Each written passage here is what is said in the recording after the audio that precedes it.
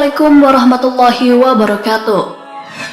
Nabi Isa alaihissalam merupakan salah seorang utusan Allah Subhanahu wa Ta'ala yang memiliki banyak keistimewaan. Ia dilahirkan dari rahim seorang wanita suci yang masih perawan. Ketika bayi, ia diberikan mukjizat sehingga dapat berbicara membela sang ibu dari tuduhan zina. Seiring pertumbuhannya, Nabi Isa alaihissalam memiliki banyak mukjizat.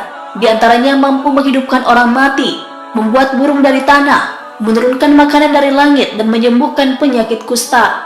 Sehingga karena begitu banyak hal luar biasa yang dilakukan oleh Nabi Isa alaihissalam, maka Bani Israel pun menganggapnya sebagai Tuhan. Akan tetapi Nabi Isa alaihissalam menolak mengakui dirinya sebagai Tuhan. Bahkan dalam Al-Quran secara tegas ia menyatakan bahwa dirinya hanyalah hamba Allah Subhanahu wa Ta'ala, sementara yang wajib disembah hanyalah Allah Ta'ala.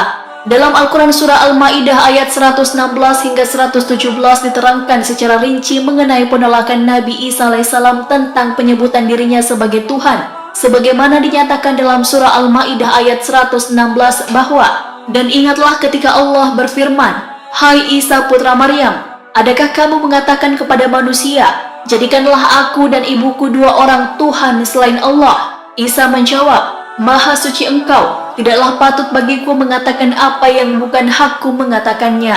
Jika aku pernah mengatakan, maka tentulah Engkau mengetahui apa yang ada pada diriku, dan aku tidak mengetahui apa yang ada pada diri Engkau. Sesungguhnya Engkau Maha mengetahui perkara yang gaib-gaib.'" Dalam ayat ini dijelaskan bahwa Allah Subhanahu wa Ta'ala bertanya kepada Nabi Isa alaihissalam bahwa adakah ia mengatakan kepada manusia untuk menjadikannya dan ibunya sebagai dua orang Tuhan Allah. Mendapati pertanyaan tersebut, maka Nabi Isa alaihissalam pun menjawab bahwa Maha suci Allah, tidaklah patut baginya untuk mengatakan apa yang bukan haknya. Jika ia pernah mengatakan hal tersebut, maka tentulah Allah Subhanahu wa Ta'ala mengetahui apa yang ada pada dirinya, dan ia tidak mengetahui apa yang ada di diri Allah, sebab hanya Allah lah yang Maha mengetahui perkara-perkara gaib. Kemudian dalam ayat selanjutnya terdapat penegasan dari Isa alaihissalam sebagaimana dinyatakan dalam ayat 117 surat Al-Ma'idah, "Aku tidak pernah mengatakan kepada mereka kecuali apa yang Engkau perintahkan kepadaku mengatakannya, yaitu sembahlah Allah,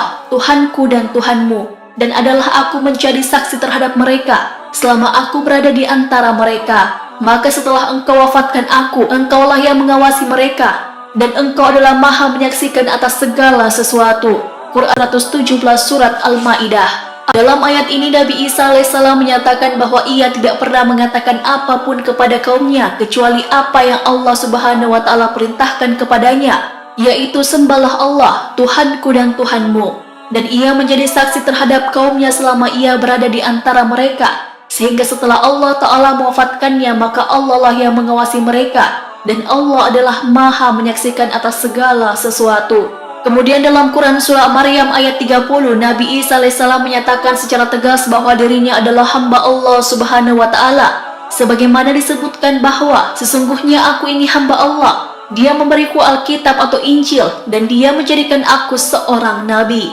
Selanjutnya dalam Surah Maryam ayat 36, "Sesungguhnya Allah adalah Tuhanku dan Tuhan kalian, maka sembahlah Dia oleh kamu sekalian.